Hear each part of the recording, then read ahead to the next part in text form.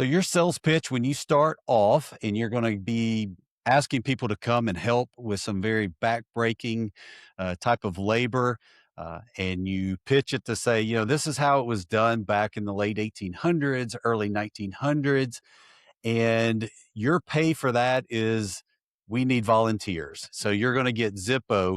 How do you pitch that to volunteers to help you guys in this endeavor? Bill, if you don't mind letting us know what's your sales pitch? Well, we work closely with the Coolbaugh Township Historical Association, local historical group that represents history of the local area here. And ice industry was a big industry, so the historical association posted on their website. And gosh, we have a Facebook page, and there's other places that spread the word. But the folks come out. A lot of the folks that initially came out had their fathers and grandfathers who worked in the ice industry. Mm. So they come out, and every year it just grows and grows and grows. People just come out and they like to grab a saw and cut some ice and see what things were back in the olden days. So we have no shortage of volunteers. Last year we estimated we had like 500 people come out to see the ice harvest. Wow. Yeah, it's pretty impressive to watch that video and kind of see how many people are getting out there and taking their turn of trying to pull up an ice block or cut in the ice.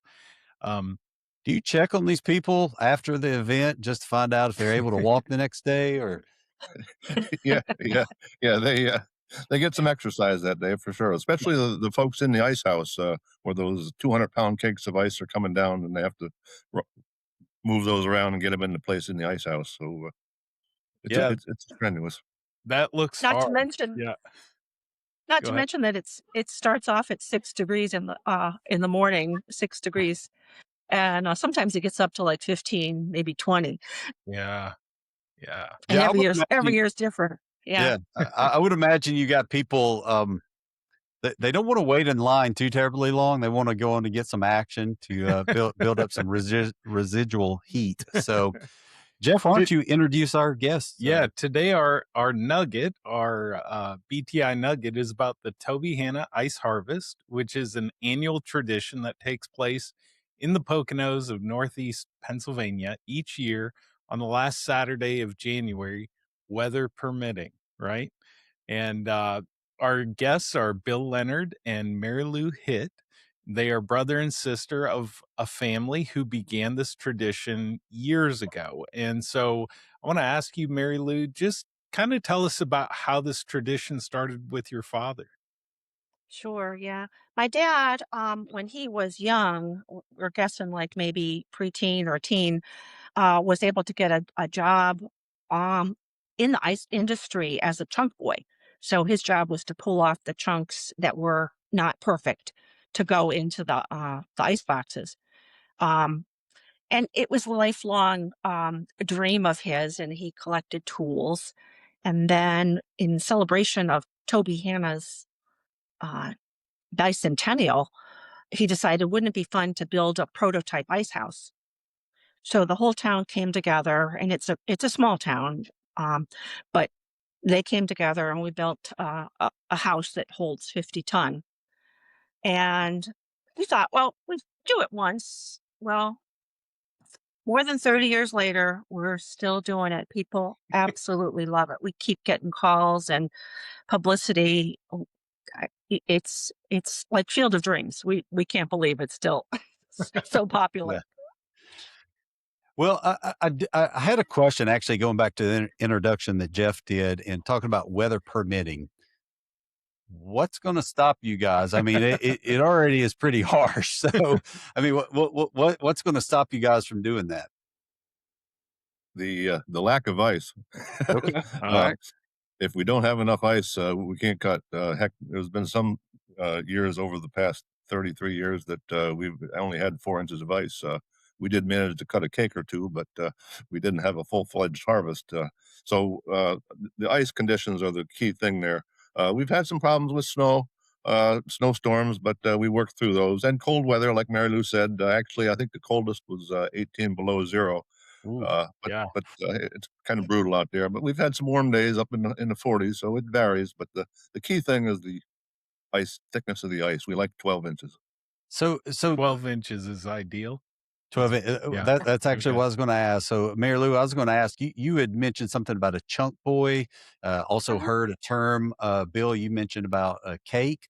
Could you describe, those terms, for people a little bit? Because obviously you kinda described chunk boy already, but the today, I think chunk boy has a different, idea of what a boy would look like. So, but, if you could give us some, for the layperson out there that may be listening to this, describe those a little bit more thoroughly. Yeah, you've gotta think back to, your ice box. So before the refrigerator, everybody had an ice box. And we actually have one, in our, collection, and, people would put a sign out about how many pounds of ice they wanted, 50 or 75 pounds or whatever, and the, ice would be cut so that it would fit into the ice boxes.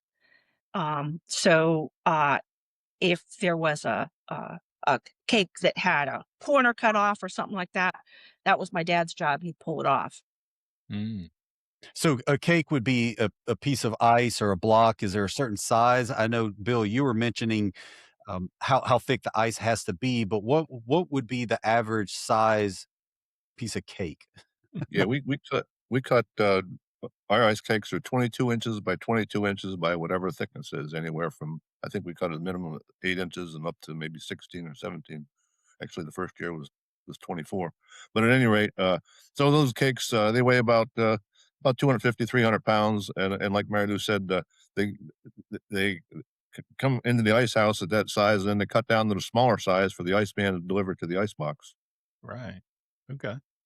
I will say, as the resident Canadian who grew up going on the ice, watching, I refreshed my memory of watching the video again this morning and watching those people stand on the edge of the ice like that.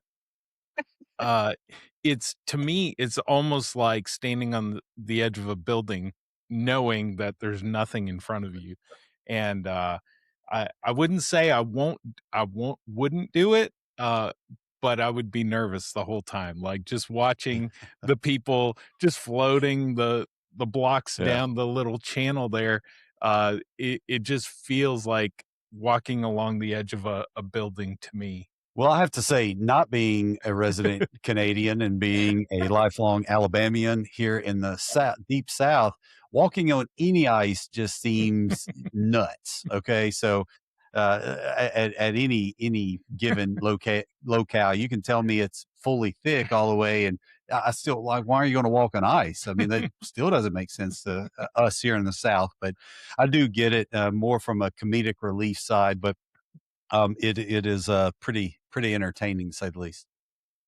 And it's part of the puzzle for us. I mean, there's no conveniences, there's nothing easy about ice harvesting, Yeah. and yet people come out year after year after year, and new people, and we get publicity that we have no idea where it comes from. One year the BBC came, um, Yeah. and, it is, it's just amazing to us that it's such a popular thing.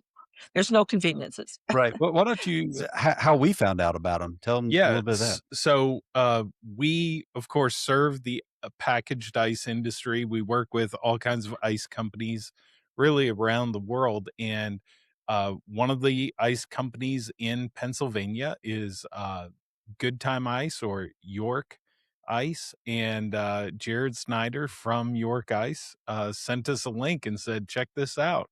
And of course, I asked him, "So you went?" And he said, "No, I wish I could, but I haven't been there yet." It just came up on his feed, I guess, because it's kinda in that category that he's interested in. So, I think you just um, laid the challenge down to he Jared. So he I think you guys need to make sure you got a volunteer he named Jared Snyder coming to see you. he might have to come visit if That's we, right. pressure him into it. So I wanted to ask, you were talking about like no modern conveniences. In the video, it shows a saw, and I wanted to know what kind of power is coming from that saw. That's a 1918 Gifford Wood ice saw manufactured by the Gifford Wood Company, back in 1918. Uh, My dad had acquired that years ago, and a couple of local mechanical wizards got it going. Just recently, we had a complete rebuild. A young guy that lives down the road here from us did a complete rebuild of that thing, just like it came out of the factory. And that was used for cutting back in the early 1900s. They'd cut most of the way through with that power saw, and then they'd use hand saws or spud bars to break the individual cakes off. Okay.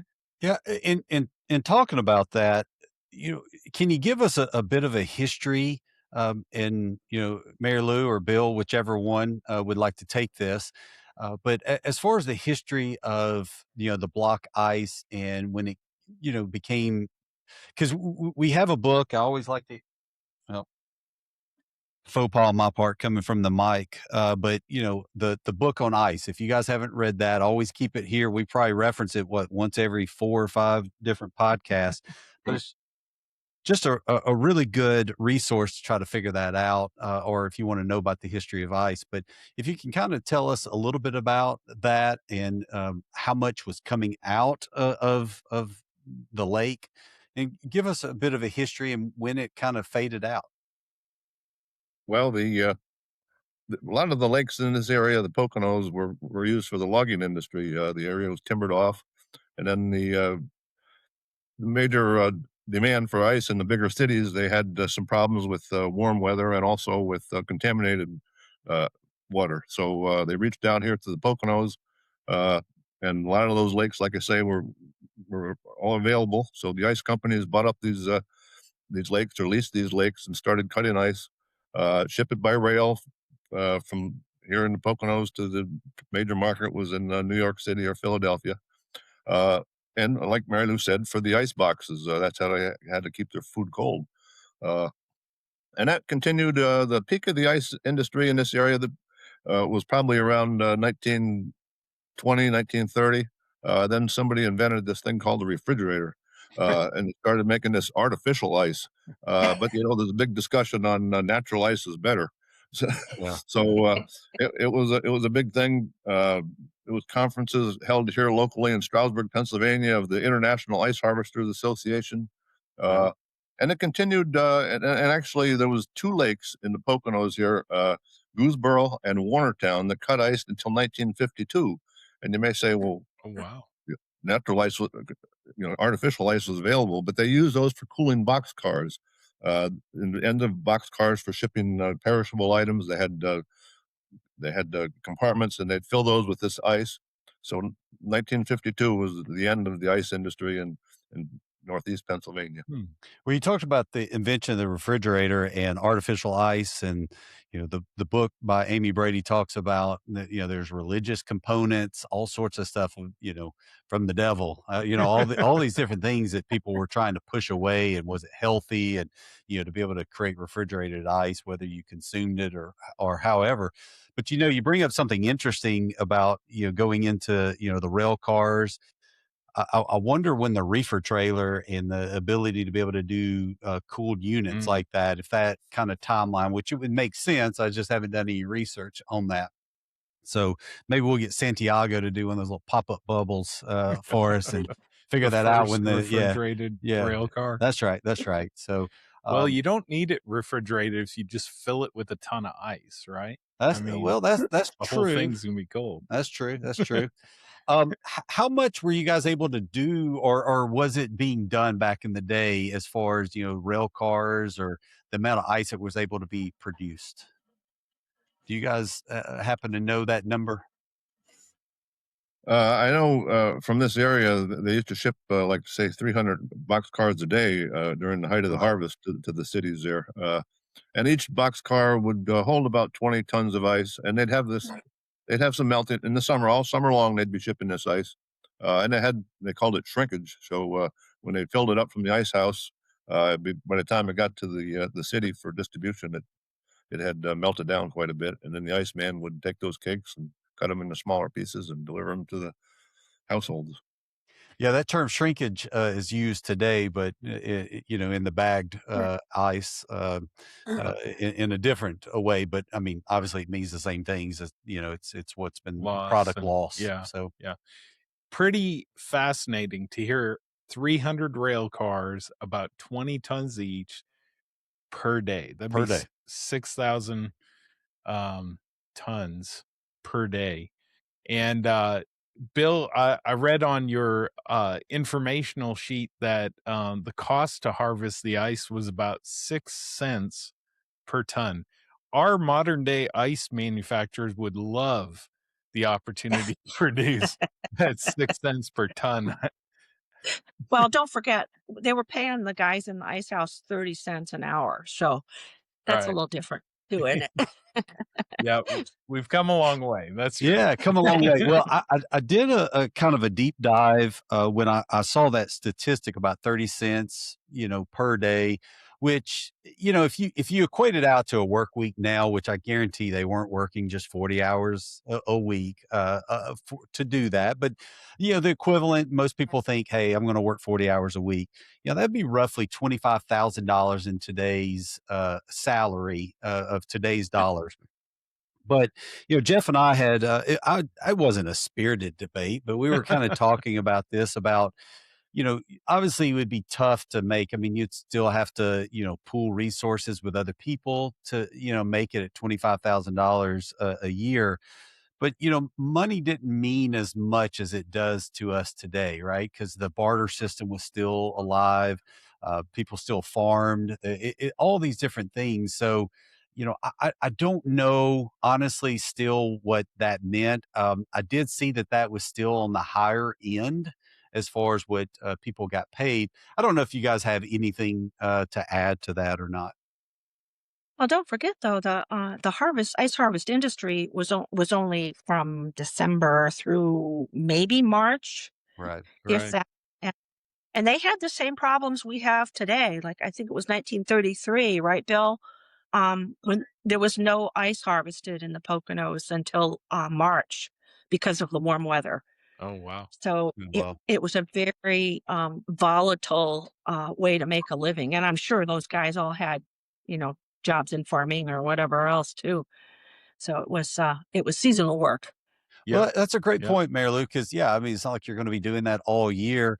But that was, I don't know if you call it extra spending cash, but if you're just sitting there and you've already did all your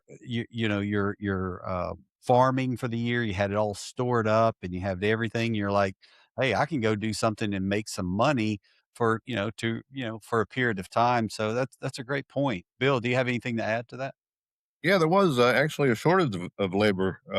They had to, reach out to, and actually they brought some railroad cars from some passenger cars from Hoboken, New Jersey, to the Poconos to work. And actually, there was a military reservation here in Tobyhanna, and they actually had prisoners of the war that were there during World War II that actually they put to work cutting ice. So there was a Wow. shortage of labor. Wow. You're a prisoner of war. Go go freeze yourself out on the lake and try not to fall in. That's right. That's right. So, I wanted to ask what happens to the ice that you guys harvest each year? We saw in the video that they were putting it in the ice house. Is the community just free to come and get a chunk of ice whenever they want? Yeah, the whoever helps cut ice is welcome to come get ice. We have a local sportsman club here that uses it every year for our annual picnic. There's a local church group that comes and gets about 12 or 15 cakes every year for their picnic. And anybody else who has a fishing trip or a picnic or whatever, free to come get some ice. All right. That's excellent. What a community event. You know, I we've had some discussion before about, you know, trying to teach children, our teenagers, the value of hard work and in those, and it's becoming harder and harder in a more technological age. And having events like this, that I don't know how many kids come along with their parents just to see what they're doing, or push the saw blade through one time. What kind of participation, or do you guys have any comments for that? Absolutely. That is one of the things that we just marvel at. The kids cannot get enough of this. I mean, you'll see the little kids with the pike poles, trying to, help guide the cakes up. And there are no frills. There is no Wi-Fi. It is just cold, hard work, and these kids just love it. And Bill and I talk about this. We don't like I don't know that they can understand the concept that there didn't used to be a refrigerator, Right. but just being there and being in the activity, is a thrill to these kids, and every year it's the same thing, more kids. Mhm. That's great. That's great. Well, I would like to end our nugget here, really kind of giving the flowers to those people that have volunteered. Obviously, fantastic that you guys have put this event together. But let's show some of the pictures here, and if you guys will kind of talk through these and just let us know about these pictures that were taken. This is after the harvest was done this past year. It's a representative sample. These are the people probably that stayed all day there. You see the horses there. We had horses that pulled the cakes up into the ice house. Uh, but this is the folks that are probably there every year, year after year. That come back and we say, well, we got a full house. We've got her done again. You you can see the ice in the house is stacked about as high as that sign is Yeah, above. right Yeah. there. Now, where are you guys? I want to. Is this you, Mary Lou, here? I'm on the far right there, yep. Okay, got you. Okay. And Bill, where are you?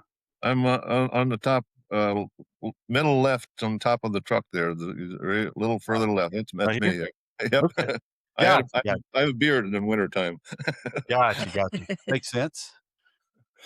And a few other pictures here. So don't feel like you guys have to fully comment on every one of them, but there's something that pokes out. I love the retro truck here. Mhm. Yeah, the local wizard kid that is a mechanical wizard. He restored that Ford pickup truck there, and he brings that every year, and that Oh, used to wow. be used for hauling ice. Yeah, it says mountain ice on the side Yep. if you Oh, see it okay. on Yeah, video. couldn't see that. And then just the line of people. Is this where people just line up to go and take their turn to cut, or what is all these folks out here?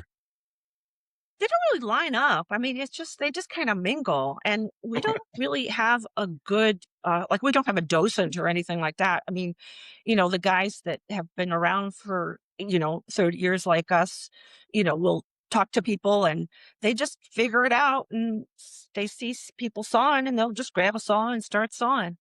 Right. I see these cuts. How are these cuts made along this? And you obviously got people standing here, but then looks it kind of tell us this process that you see here. That what happens from here?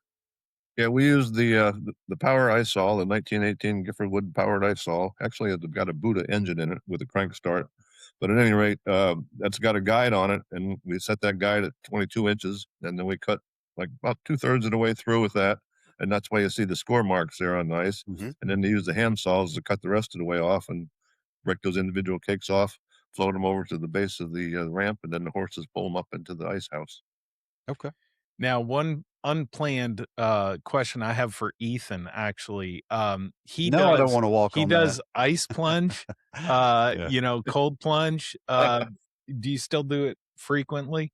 Uh, Or have you slacked off a little I've bit? slacked off a little bit, but Is there it's going to be any back up. temptation to go do a cannonball in there? Oh, absolutely, Yeah? absolutely. I think I would Alright, mark levitate your out of it calendar. Yeah, immediately. What'd you say, Mary Lou? mark your calendar. Last Saturday next January, we'll see you there. We haven't had that happen, so it'll be a I, first for us. I don't want to, I've called out Jared, and I have a high interest of wanting to participate in this. I actually already have something scheduled, and then you're like, Ethan, how could you? But I do actually. I scheduled it last week for the last week. But who knows if I can change my flight? So I'm gonna see about that. So it's weather permitting. Let's just say that. So thank you for the invite. But have you ever had anybody do a plunge? Great Polar idea. after We've the had ice harvest. a few minor spills in there, but Okay, nothing full scale. I mean, we unintended did talk, plunges. Is that what you're saying? yeah, and we do talk about every year. Yeah, we should do an ice plunge. Everybody jump in, but if you come on out, we'll make sure that happens. Okay, all right. Well, we'll see, weather permitting. It'll So be a we'll see. different kind of video. All right, a little bit closer, and a little bit closer view of that ice that you got packed. Yeah, this is our favorite picture every year. Bill and I, the morning after the harvest, we go down and take this picture because it's just so gratifying to see that we were able to fill that house one more time. It's a Absolutely. wonderful. And I think in the video you have a memorial plaque of your father. Did he pass away in '94? Is that right? Actually, he died in October of '93, right before we had planned the first harvest. He was working on the area around the ice house on his tractor, and he suddenly died of a heart attack, and so he never saw it.